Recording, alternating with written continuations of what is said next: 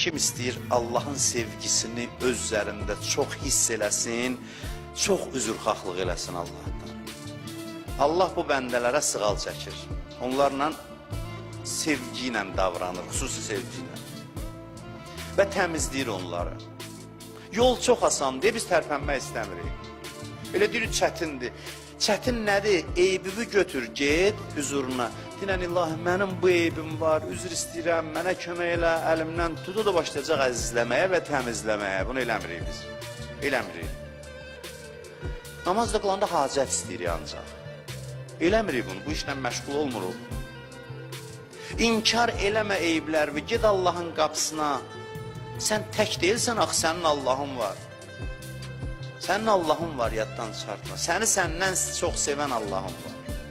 Hər şeyə gücü çatan Allahın var. Sənin eyblərinin öhdəsindən gəlməyəcək, gələcək. Amma gedəndə müzakirəyə getməyib, ilahi, gəlmişəm bir neçə mövzuda səndən danışım. İclasa gəlməmsən.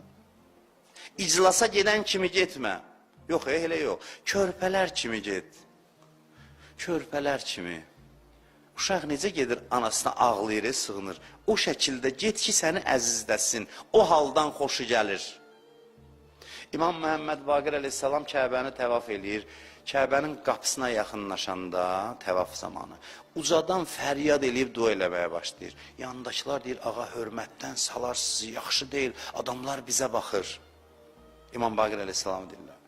Ayıbdır siz boyda imam, belə fəryad eləməyiniz ucadan ayıbdır. İmam deyir, mənə rahat buraxın. İstəyirəm Allah mənə baxsın, mənə nəzər eləsin. Burada da fəryad eləməyim, harda eləyim? İstəyirəm Allah məni əzizləsin. Burada mən bəndəyəm, mənim imamətim də keçib, mən bəndəyəm, Allahın bəndəsi kimi gəlmişəm. Bu hal heç kəsə eyb gətirməz, başaşağılıq gətirməz. İndi bir dəstə adam çıxıb, ağlamaq demə bunların yanında. Ağlamaqla mübarizə aparırlar.